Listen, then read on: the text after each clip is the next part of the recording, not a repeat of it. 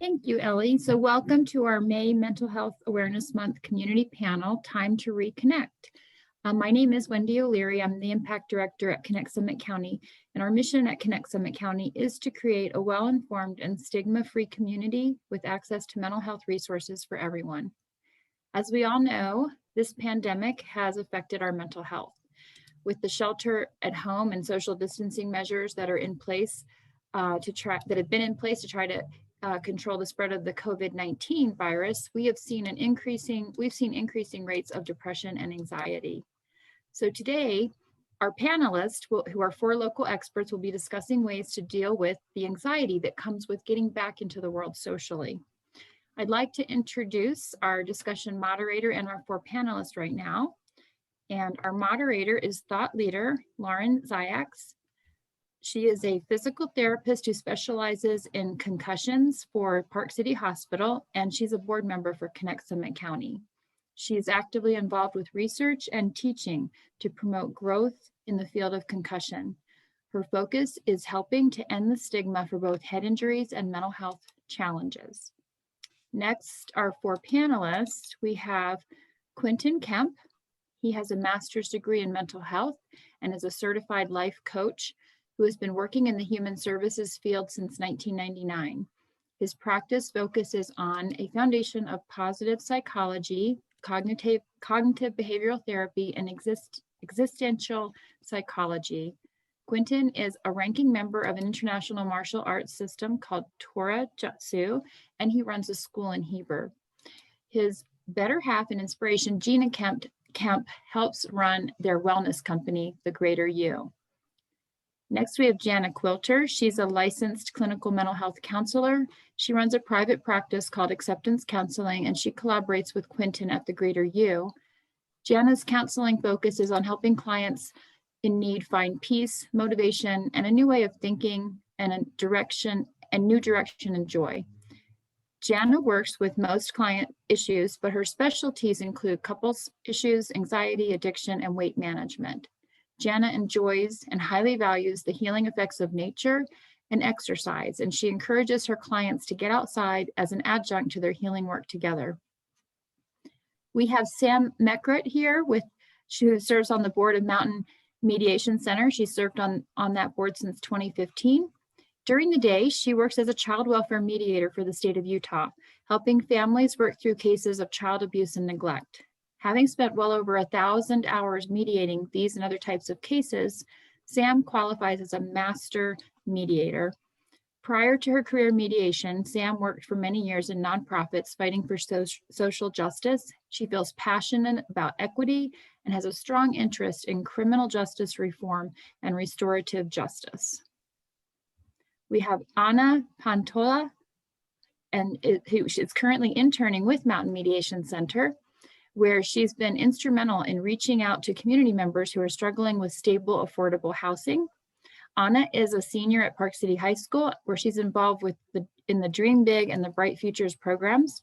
She loves to ski and snowboard, and she aspires to be in the criminal justice or psychology field, and is planning to attend the University of Utah this fall.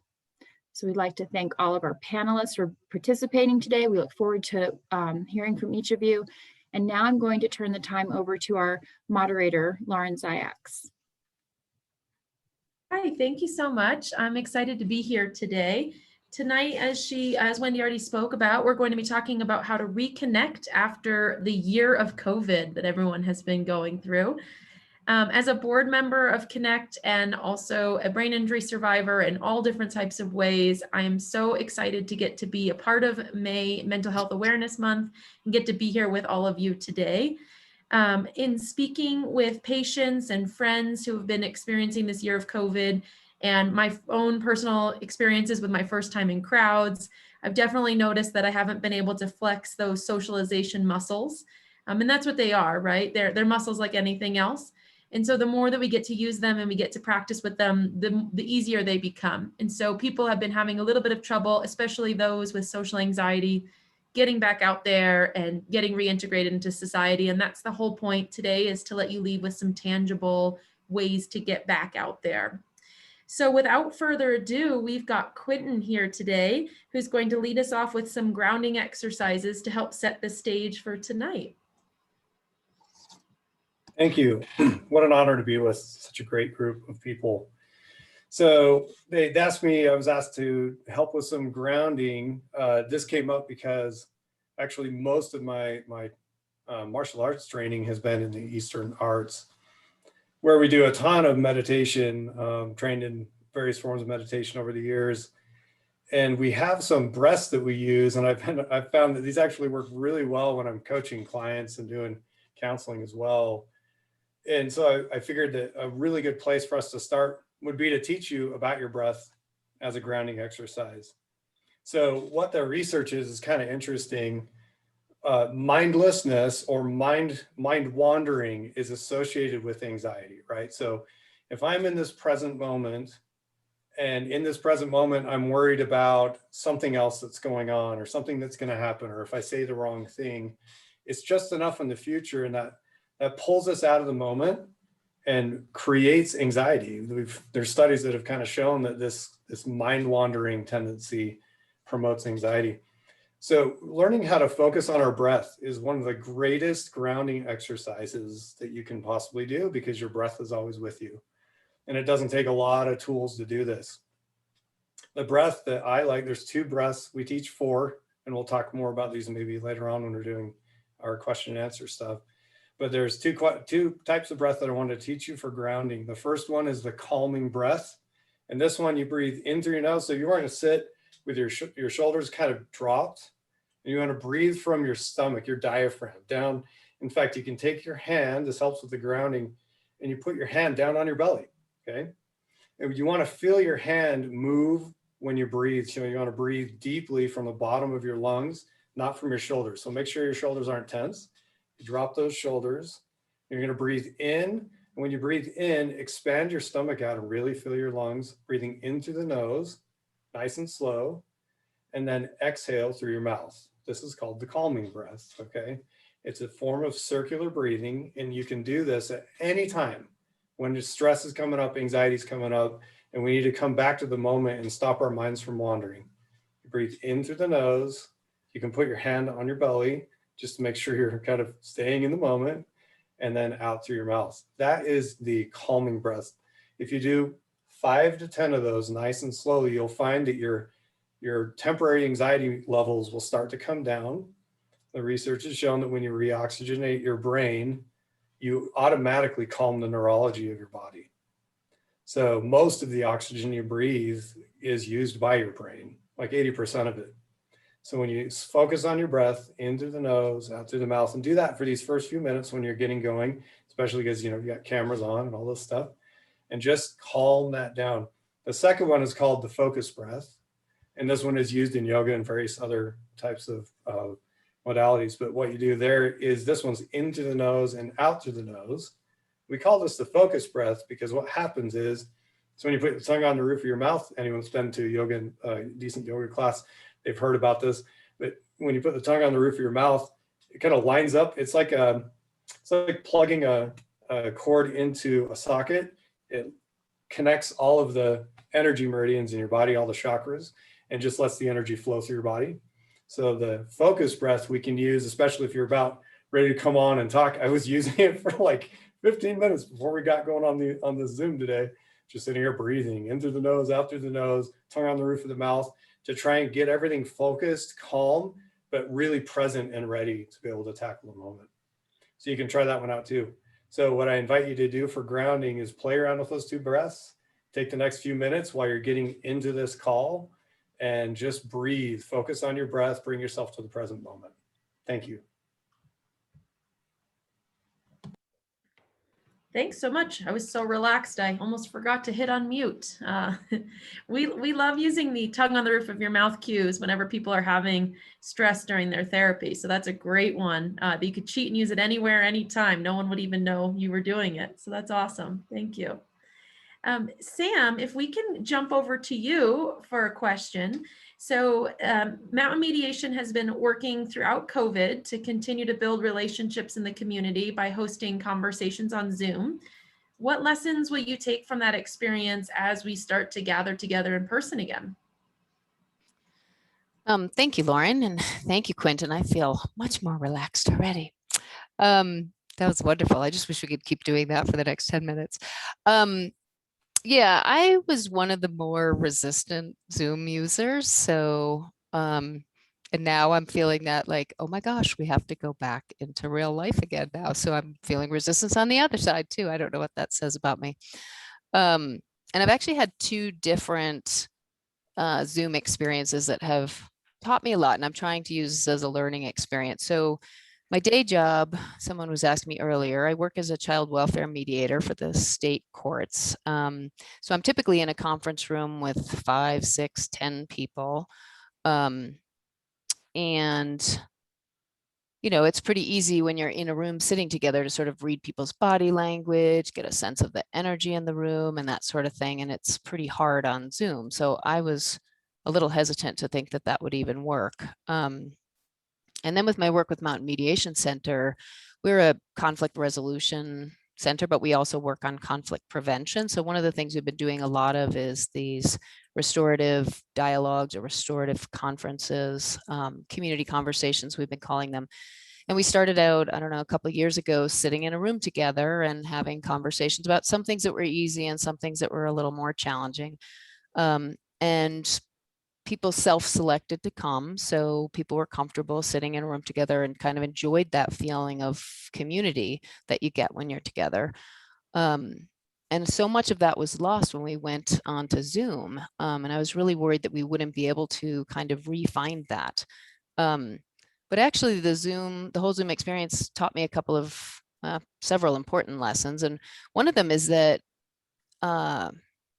the desire for people to connect is just really strong. So we've all overcome our fears of technology and our resistance to change and all the barriers that we've had to connecting, to just try to connect somehow. So that was just very heartwarming to me and very reassuring. And it's going to be reassuring as we go back out into the world, knowing that people just really want to connect. And so I feel like people have been so much more forgiving on Zoom than I ever would have imagined them to be, more patient. And then one of the other things that I've just thought a lot about since going on to Zoom was, and I guess I hadn't really thought about this as much, is there are a lot of people who just don't have that sense of wanting to be together in a room. And so, because my experience is that people are either ordered by the court to be there, so they kind of have to be there, or they've self-selected to come. And on Zoom, it was just so much more accessible for people to be able to come in and maybe shut their video off or not speak if they don't want to, and be a little bit more remote. So I'm trying to think about, as we go back out into the world, how do I help create that kind of sense of comfort that people might have in being in a room together when they have to be and they don't want to be. So that's something that's just more present for me coming out of this whole Zoom experience.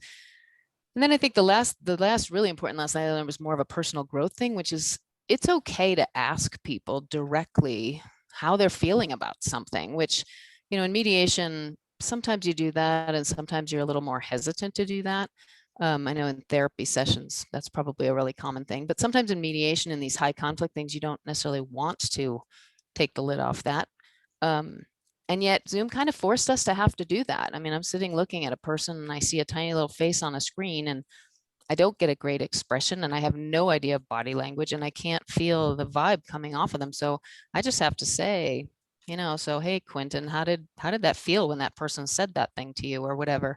And it's made me more confident to ask people. And I feel like I'm going to take that out, not just into my conflict resolution kind of world, but also just into the world in general. Just ask, because people appreciate it in most cases. So those are some really important lessons that I'm going to take with me from Zoom, that I appreciate learning even despite my resistance.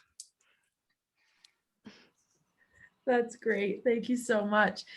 You mentioned something there. I just wanted to follow up on that real quickly. So you mentioned in your Zoom calls how it's harder to read people. I've also been finding that, you know, even dealing with patients, they're wearing a mask. It's harder to pick up on some of those telltale signs that you would normally see. Do you have any opinion about that before we move on?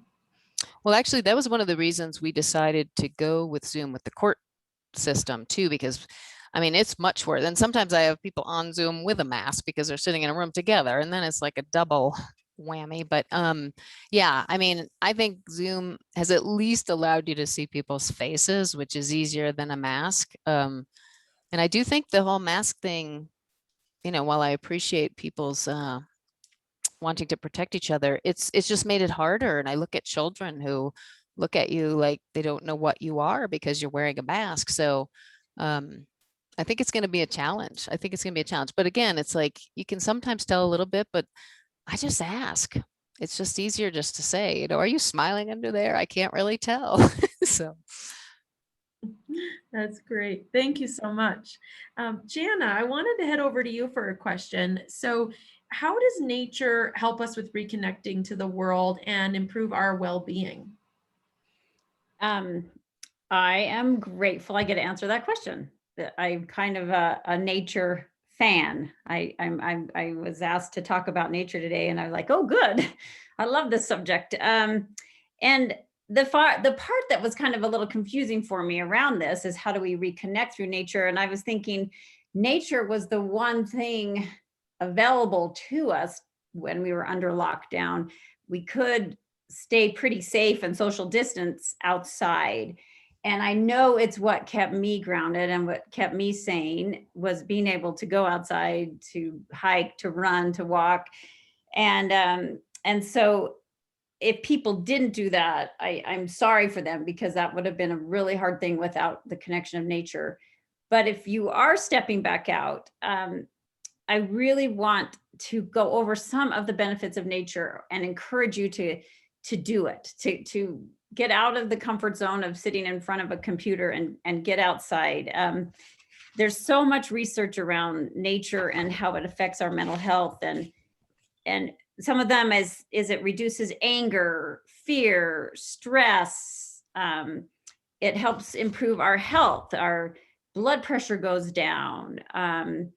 It helps us concentrate, allows for our minds a respite. We can go outside and let the wonder and awe of nature take over instead of our constant spinning of what we need to get done and blah, blah, blah, blah, blah. It's a great connection tool. Anybody out in nature together with somebody else, to have those moments of there's something greater than me out here, and it's something that we can share together. And some of the other parts of nature that we sometimes skip over is this part, this existential part of nature. You know, it's we get so caught up in our to-do lists and our this and that, and we lose perspective. And we step outside and see a sunset or a tree, you know, that survived a winter against all odds or whatever, something, and we can forget some of our pain for a while. We can forget some of our exhaustion for a while. We can just see that there's something greater and better out there. And I'm sure all of you, hopefully all of you have experienced that in your lifetime, those moments where you just get grounded and realize there's a greater out there, whatever terminology we want to use, but it's so essential for our mental health to feel that every now and then. It's kind of like Quentin's deep breaths. It's like, oh, hey, we are too wrapped up in what maybe doesn't matter as much as some other things. So, and I thought to throw out there, somebody, I was fortunate enough to go down to the Glen Canyon area, I call it, because that's what Lake Powell used to be. And this weekend, and with a group that they're doing a story on how low the lake is. And I got to see, it's what they call Cathedral in the Desert. And it's this beautiful place of the lake that's been underwater.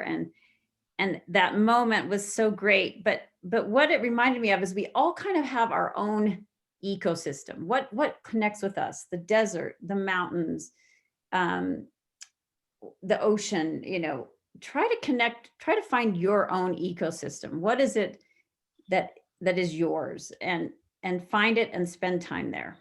So those are my thoughts around reconnecting, coming out of COVID, by finding your own ecosystem and open the door and go out. Open the door of the car and get out. So those are my thoughts. Thank you so much. I think it's great because as the weather, well, except for today when it snowed in May, which I'll never get used to. It's still great. The snow's great. But other than that, I mean, the weather's getting nice. I've got some friends who've been really nervous about getting together indoors, even after their vaccines. You know, people are nervous about the variants and things like that. And so what's so great is we have so much nature accessible to us. You could even walk a couple feet apart, and you could get out there with a couple of friends and start to exercise those socialization muscles, but be part of nature, get to feel part of something that's bigger than yourself. So I think that's such a great point. Thank you so much.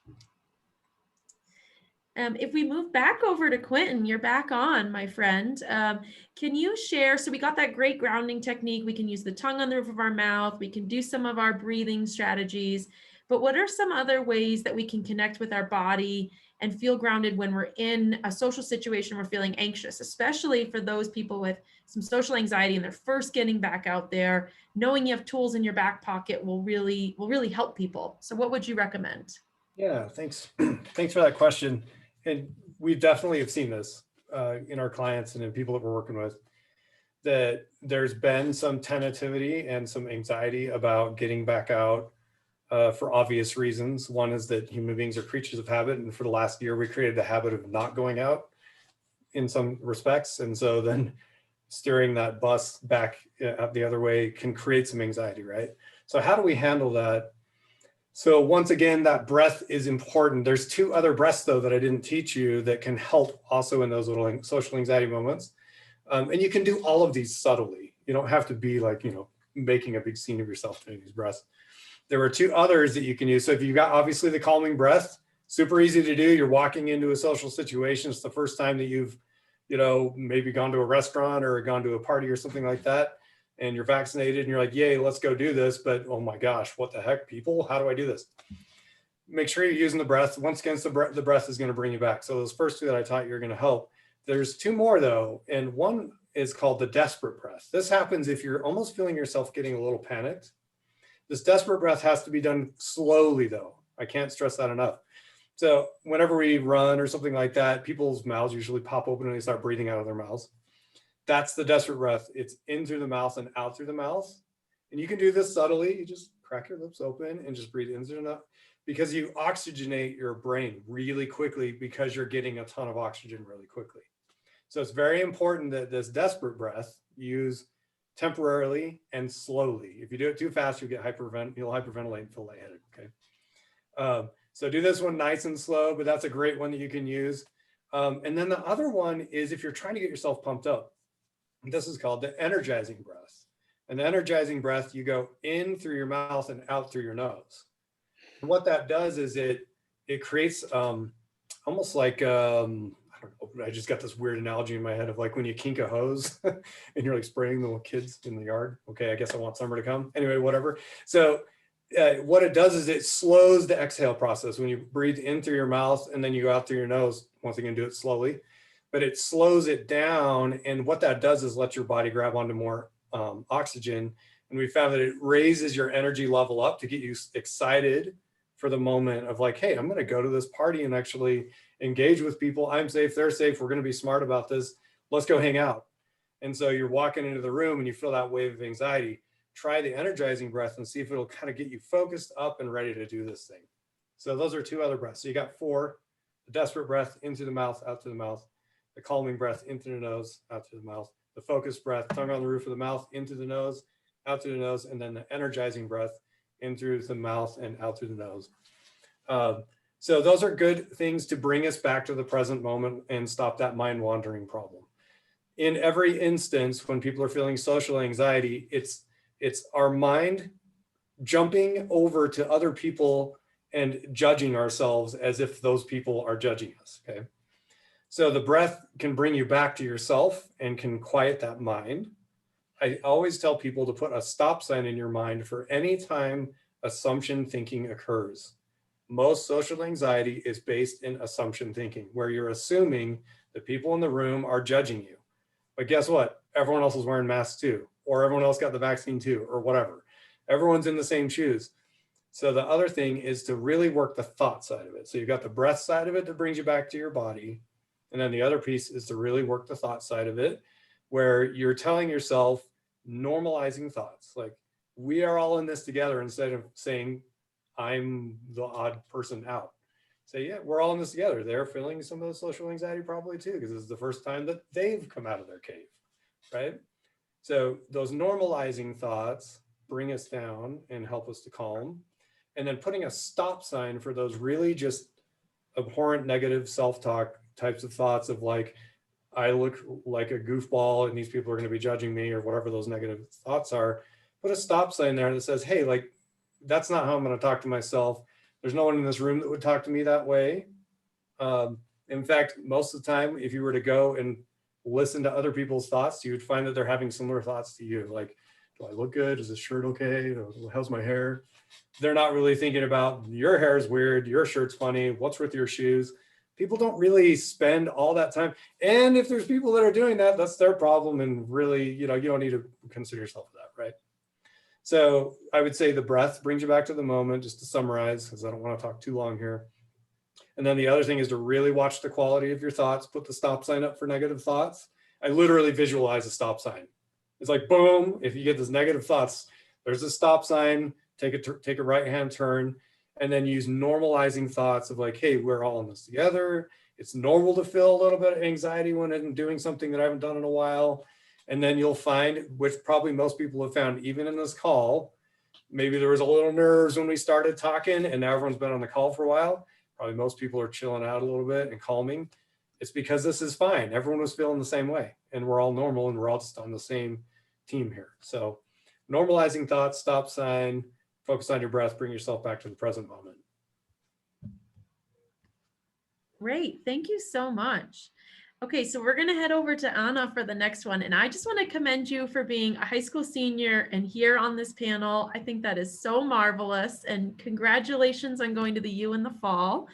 After all that, okay, so you've been working with MMC and you're conducting some outreach to the Latinx community, which is so important here in Summit County. And from that experience, have you observed any particular challenges for the members of the Latinx community, specifically re-engaging in the world after COVID? And then how have you or other members of the Latinx community overcome those challenges? Yeah,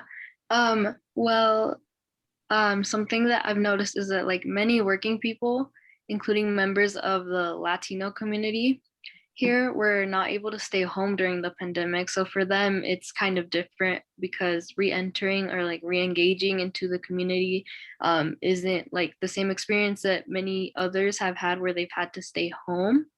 And like, for example, my dad was an essential worker. So he worked at Smith's. And for him, that was completely different because when the pandemic was like really strong, he had to like always work and like, it was like, he couldn't catch a break. So for him, that was very different. And I think for him, the challenge and for many other people was that they had to overcome the chaos and like just kind of like fight through it and like be able to finally just kind of like be able to breathe and just know that like there are other people that are going through the same struggles as them, and like that as a community we can all get through it. And kind of like relating to that, I think that a lot of people who have had to work like a lot during that time period, and like maybe even now, a lot of them have had kids, and well, their kids, they have had to stay at home doing online because at some point there wasn't in-person learning. So for them, it was really hard to find like help for their kids, or like if they needed to go to work and they couldn't take care of the kids. So that was really hard for a lot of people. But I think that a lot of people were able to get through it, and like there was a lot of help. So just being able, a lot of people were able to find that help through like the Christian Center or like Connect. There's been a lot of outreach, and a lot of people just like can find that support. And well, as for me, I, like others, was also stuck at home doing online school. And when I had to come to school on the first day, I think that everyone, and like me, we were all anxious about the whole situation and the rules we all had to follow. So school was very different. It was very quiet. But over time, I think that it helped just knowing that we were all in the situation together. And there was always help around for students who needed it emotionally or academically. And I think just like a big theme here is that like unity, like we're all in it together, and like there's always support. And I think something big that I've learned is to like find that support and like be able to talk to people, and like, yeah, like we're all in it together. So yeah. That's great. It's so important to remember the perspective of others in our community who may not look or seem or experience the same things as us, and keep that in the back of our minds so that we're all accommodating to one another. So thank you so much for sharing. I wanted to ask first Jana, but then anybody else, because you all come from such different perspectives, but we talked a lot about like, it's okay to feel anxious. What are some grounding cues that we can do when we first get back out there? But also what's important is to respect our own boundaries.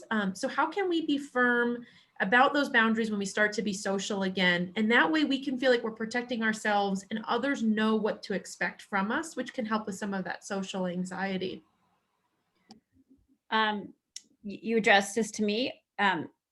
First of all, I want to comment on Anna's comments. Thank you for grounding us. You know, some of us did have the luxury of staying in our homes, and I do really appreciate that perspective, and I think that's always good to know. You know, when we're talking about getting out of the house, and you're saying, well, we've already been out of the house, so I think that was good to have your perspective, Anna. Thank you so much for sharing that. Boundaries. I think this is an interesting topic. I think boundaries are sometimes perceived how we put them, how other people should act, but truly a boundary is how we should act. It's our rules, how we interact and we engage, and not how other people treat us. It's how we respond. It's how we act. That's how I like to see boundaries. And I think that gives people more of a sense of control, more of a sense of power when they know it's my behavior, how I'm going to react to something. Instead of, oh, I won't let that person act that way. No, that's not, they can act how they want. It's how we respond. It's how we act. So I like that kind of reference around boundaries. And so your question is how, when we're coming out of to be out around people again with boundaries. Let's say you want to go to a backyard barbecue, but you're concerned about, you want to make sure that you're going to be protected. So you'd like to wear your mask, and maybe mom says, why are you wearing your mask? We're all vaccinated. Let's go. How can you protect yourself? Because sometimes people with social anxiety might avoid a situation because they're worried about how they'll tackle the hard stuff. And so are there any good ways that are tangible that could help us navigate that? Yeah, I kind of like this rule of thumb. Anytime you're engaging and you're nervous, is always to find the other person's truth first, right? Like, what is the truth here for my mom or my neighbor? You know, is their truth to not be careful, or is it their truth to be careful in this situation? And so you acknowledge that. I can see it's important for you to wear a mask, but then you can add to the end of that truth, but I feel safe because I've been vaccinated, you know, or I feel comfortable outdoors, but always to acknowledge the other person's truth first, because then the defense goes down. They're going to listen. It's not going to be a touchy situation. If somebody doesn't have a mask on, then you could say, I can see you feel comfortable not wearing a mask, but I feel safer if I do, or I feel safer at 6 feet, or whatever your truth is. but acknowledge theirs first. I always think that's a good rule of thumb in those kind of circumstances. Like, we don't want to create conflict. We want to create community again, and everybody's going to come from a different spot, a different angle. But I do feel like if we can come into that other world, the other person's perspective first, and try to understand their truth, and then say how we feel, is a good rule of thumb for creating boundaries for your behavior. That's how I would work with that. Great. Does any of our other panelists have anything to add on to that? Just from a not having conflict kind of place, I think what Jana's saying is exactly spot on. And the more you know about what your own boundaries are and can just articulate that clearly, it's not so hurtful to the other person. Like, I had a friend the other day who, like, the very first invitation she got was to the wedding with 200 and some odd people indoor, and she's just like, oh my God. And she really struggled with that because she hadn't really thought out what her comfort level was about things yet. But once she did, she felt comfortable articulating to her friend, like, I don't feel comfortable having this be my first outing. I haven't been to a barbecue yet. So, and the person was very understanding about it. So I think it's just being clear with yourself and then being able to articulate that to others in a non-hurtful way. So. Great, that's so helpful. Thank you. And since you were just speaking, Sam, I'm going to jump back over to you. What are some tangible communication starters that people can have? So we've decided to say yes, we've gone out in public, we're vaccinated or not, whatever your choices are, but we haven't had to talk to another person in a while. And so what are some easy skills that people can use just to get their feet wet? And then, as Quentin said earlier, it's going to just start to flow naturally, but we feel that first block is so intense. So could you give us some cheats that we could use? Sure. First of all, it is, I found it amusing how the first you go out there, everybody wants to, like, really get into it with all kinds of things. And there's a lot of stuff out there right now that are kind of hot button issues, whether it's about vaccinations or politics or anything. And it's like, oh my gosh, that's probably not the best place to start. So my advice always is just to really practice your listening skills. You don't need to bring anything, huge to the table to talk about or anything like that. It's just really, what are you curious about with that other person, and just ask about it. And then take time to really, really listen. Oftentimes when we're nervous and we're just starting to get out there, we have these conversations where we're so busy thinking about what we're going to say next that we're not truly listening as carefully as we ought to. And it's kind of amazing when you just enter into a conversation about something that you're curious about and let that take you where it goes. Just ask questions and listen. So, and it really does avoid some of the hotter button topics, but and then I always, when I get into those kind of situations where I want to get out and I don't want to have that kind of conversation, I just always remember that the reason this person is talking about what they're talking about that may not sit well with me is because they feel compelled to for some reason. And so I try to find some curiosity in that. Like, why are they telling me about their opinions about this when I don't really want to get into it with them? So I just use my curiosity. So that's what I would suggest. That's great. Thank you so much. Does anybody else have anything they want to add to that one? Okay, I think we are getting close on time. If I have the time, I had one more I wanted to ask. So someone just interrupt me if I'm wrong.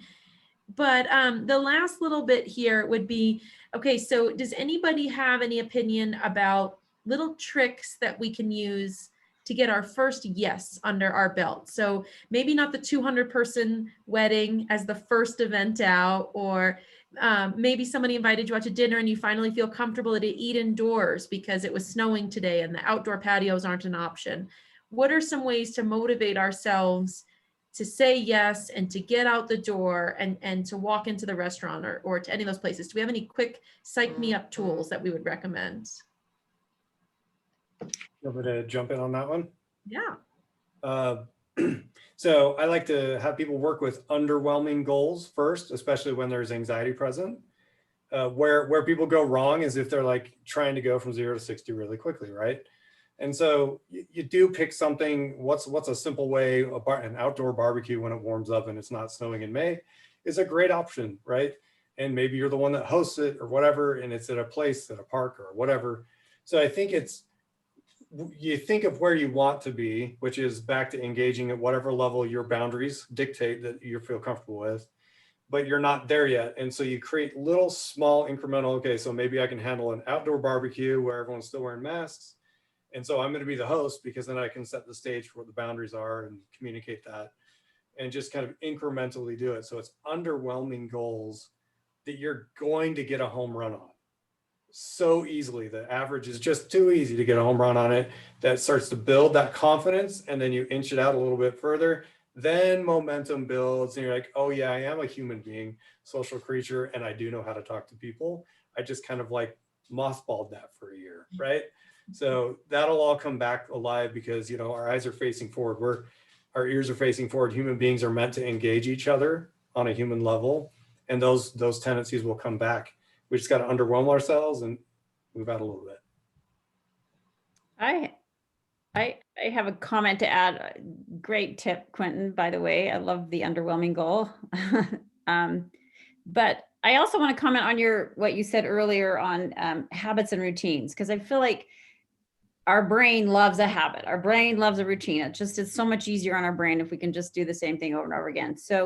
So what Quentin said earlier was it is hard to shift again. We shifted this way, now we got to shift back. And one of my visualizations I like to use with people when they're changing a habit or routine is if you picture like a rocket taking off, and all the energy is at the beginning and it's shaking, and you know 2 and 3 engines are doing their job to get this rocket into orbit, and once it breaks through the atmosphere, it can just coast. And so if you could tell yourself, okay, it's a little awkward at the first, it's a little uncomfortable at the first, but I'm pretty soon going to be orbiting. Pretty soon going to be breaking this routine, breaking this habit, and it'll be natural and normal again to be out among people, to be meeting people face to face at doctor's offices and appointments and friends. And so if you can just picture this rocket ship taking off again, here we go, we're changing back a routine or a habit, then it gives you a little courage to hang in there if it feels difficult, because you know you'll soon be orbiting. Thank you. I love that analogy. That's wonderful. Thank you so much. I think it's also important for people to know that it's okay to pivot. You know, we went down to Southern Utah and we ended up we wanted to drive down the strip just to see what Vegas was like during COVID. And, my friend was visiting, we were all vaccinated. We felt good about that. We were just checking in with each other constantly. Like, are you okay if we go indoors? Are you okay if we do this? And so we're driving down the strip and both of us look at each other like, oh no, that is more crowded than it ever was before COVID happened. And we agreed and we left, And so it's okay to have a plan and then to just pivot because it doesn't feel right to you, and just to take those baby steps. But that was a big learning moment. I thought I was doing pretty good with my re-socialization until we saw those crowds, and I said, oh, this is not for me yet. So thank you guys all so much. And it looks like we have a question here. And we are entering into the question and answer section. So if anybody else has questions, please throw them in there before we're done for today. But Anna, do you have any suggestions on how our community can better support our essential workers that have had a different experience? Yeah, thank you for the question. Well, I think just sometimes it's just like the little things that matter. So maybe just like complimenting their work, like saying, oh, like the produce section looks so pretty, or like, I don't know. Cause I know that like when my dad, like he would come home and he'd be so tired, but he'd be like, oh, like they told me I did a really good job. And like, oh my God, like they said I'm a really good helper, and like I don't know, he'd just be like really happy about those little things. So I think just like complimenting and like acknowledging people, I think is like one of the best things that someone could do. That's so great. And also remembering that those people have a lot of COVID fatigue, right? So they were all deemed essential workers, and we were applauding nurses and people working at Smith's for so long. And now everyone's back in their swing of things and they're irritable. And so just remembering that those people haven't had that same break, and remembering that they're people. And so just practicing our human compassion ongoing is so great. Does anybody else here tonight have questions for us? Otherwise, I've got other questions to ask our panel, but I would love to give you an opportunity to ask your own questions.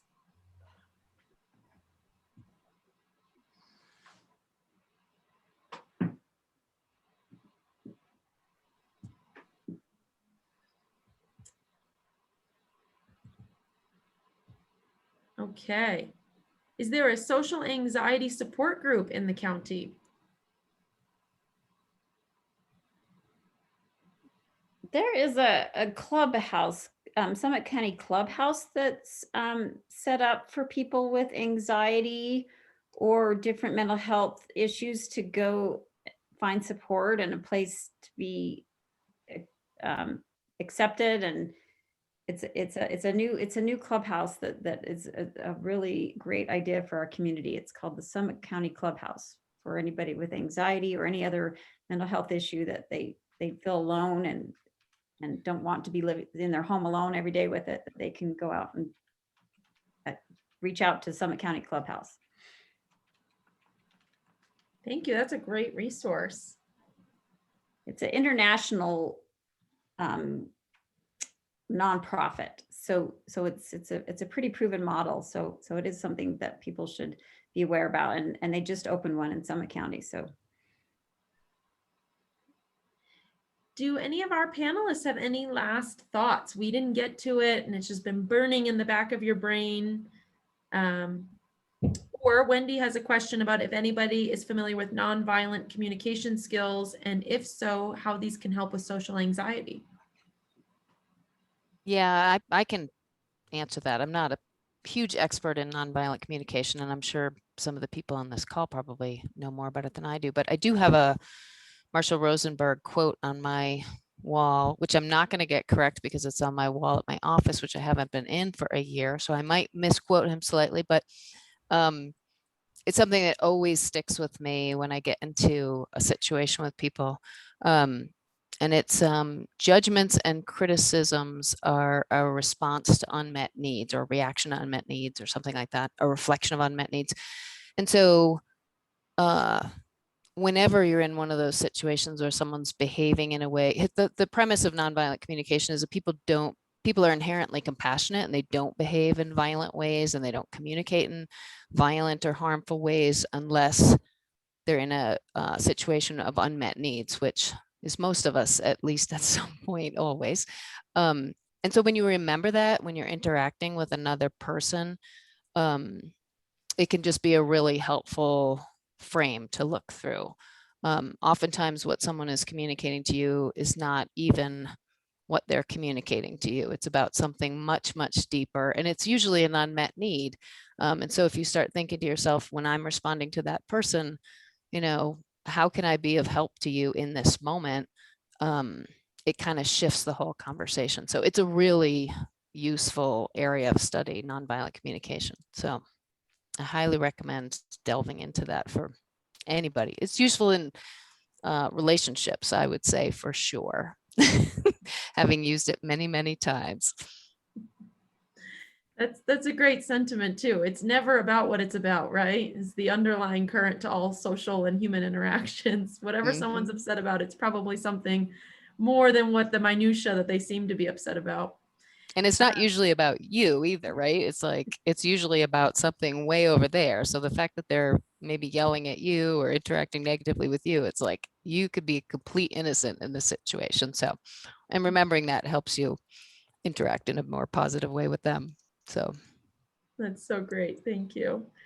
Just in the chat, they mentioned that there is a Summit County support group in Spanish for anxiety with Latino behavior every 15 Tuesday every 15th. Jasmine, do you have?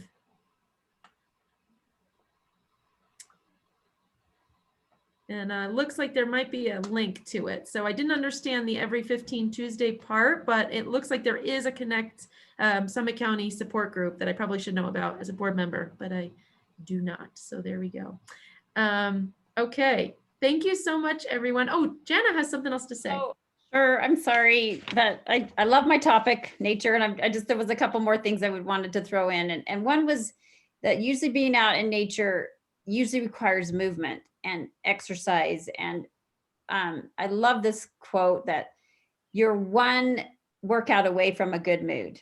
And every time you're resisting to go outside or resisting to step into nature, remember that it just takes a few steps to change your mood, and you're going to be one workout away from a good mood. And then I also have a few quotes from John Muir. I love his quotes about nature, but one of them is into the forest I go to lose my mind and find my soul. And I feel like that's just what happens if we allow nature to work its wonders on us. And then one last quote from the Anayansy Foundation, their wilderness therapy group. It's they say, "We have found no modern prescriptions to heal the human heart so fully or so well as the prescription of the ancient ones, which is to the hills, to the trees, the valleys, and the streams. For there is power in nature that man has ignored, and the result has been heartache and pain." So those are some quotes I thought I'd share. Thank you. That's wonderful. And then Lana wrote in that the Summit County Clubhouse is offering free tours during May for Mental Health Awareness Month each Wednesday afternoon from 2 to 3. So great suggestion, Jana, about the Clubhouse. And then actually there's ways to go and visit the Clubhouse in very non-threatening ways because they are open for tours at that time. So Wednesdays from 2 to 3 at the Clubhouse. And Lauren, we got a question on Facebook, if you don't mind if I ask. This came through on our Facebook Live. It says, "It seems as though a lot of us became comfortable at home, not reaching out to other people. How do we go back to fostering close, consistent in-person relationships?" It's a great question. I guess I can chime in and then anyone else, whatever. So repeat the question again. How do we get back to having close relationships? How do we go back to fostering close, consistent in-person relationships? So I think it's what I would look at is first your social circle, right? The first thing that comes to mind is we've got, okay, so I don't know if you guys have ever seen kind of the donut of influence, but it's this model where you have yourself in the middle, and then you kind of do a quick mapping of the people that are in your inner circle, people that you're closest to. Most people kept some degree of connection with those people that are in their inner circle, even though it was maybe switched to digitally, right? And so what you would want to do is focus on that inner circle first of people that you've had that digital connection with, find out where they are in their process of getting, you know, to where they feel safe coming back into in-person meeting. And that's your safest group. They already know what you've been going through. You've been sharing it. You've been sharing your experience. And so you want to get to those people first, because then they're going to understand what you've been going through. And then it's like, hey, can you and I meet for lunch with our masks on? Because I'm still feeling kind of nervous about, you know, going out or whatever. So, and those people are going to be understanding because they know you, right? So work with the inner circle first. It wouldn't be like, hey, let's go to a party where I've never met anyone before and have that be my, like, you know, bucket of cold water experience. So focus on the inner circle. Those people know you. Make a plan with them first, and once again use those underwhelming goal strategies that we talked about earlier, so that you can get out and start meeting people again. They love you. They haven't stopped loving you just because you had to hide for a little bit, and so let them know and share your feelings with them and get that emotional connection going again. I think that really brings it full circle, even to what you said earlier. You know, you've got, I didn't know that donut analogy, but you've got these people who are close to you. Everybody's got the same sort of thought process going in their mind where they're worrying about their own experience. They're not really thinking about you and judging you. And then if you stick to that close circle as you get back out there, you know that those people at their core care about you and they're experiencing a similar experience. You're really not in this alone, even though COVID has been so isolating and a lot of people have felt really alone. We're really all going through varying degrees of the same experience. And so being able to step outside of your own head and your own anxiety, reaching out to those people who really truly care about you at their depths, and then moving out in those concentric circles further away from your safety net are great ways to put all the pieces from today back together again. So thank you so much for that.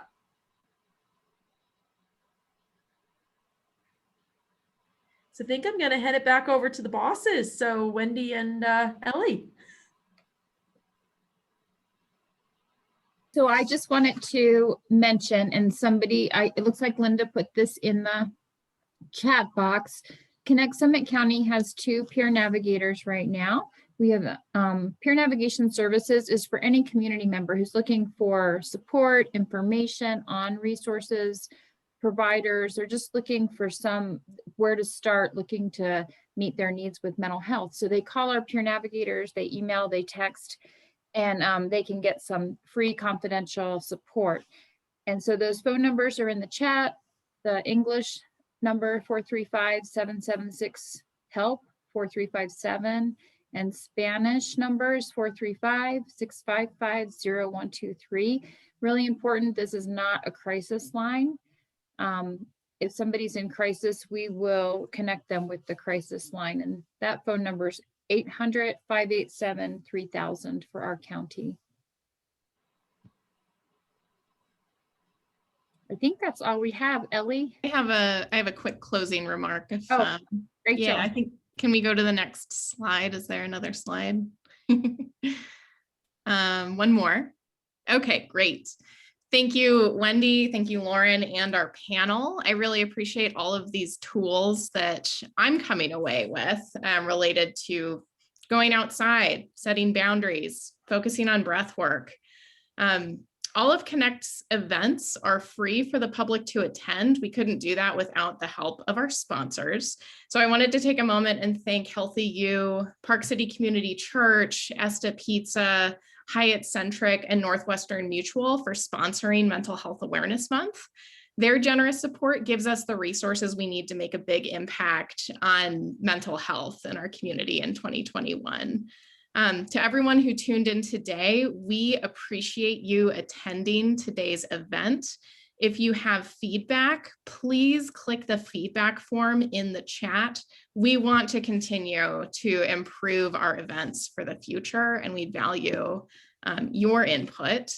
And then I'd also like to add that Connect brings together Summit County residents who are concerned about mental health challenges facing our community. We are family members, loved ones, and friends of people struggling with mental illness, and we are mental health service providers in Summit County. We are also people not directly affected by mental illness who recognize the serious challenges facing our community. All of us ultimately want to see improved mental health services with greater accessibility in Summit County. So if you can and would like to contribute to Connect Summit County, then follow the donation link in the chat. If you're taking something really valuable away from this event and want to sustain our work for the future, consider giving monthly. Your support really matters to us, and your generous donations can make a big difference in the lives of the people we serve in Summit County. So thank you. Thank you so much to everyone for being here today. Thank you to our panelists, and we hope you have a pleasant Monday. Bye, everybody. Thank you. Goodbye.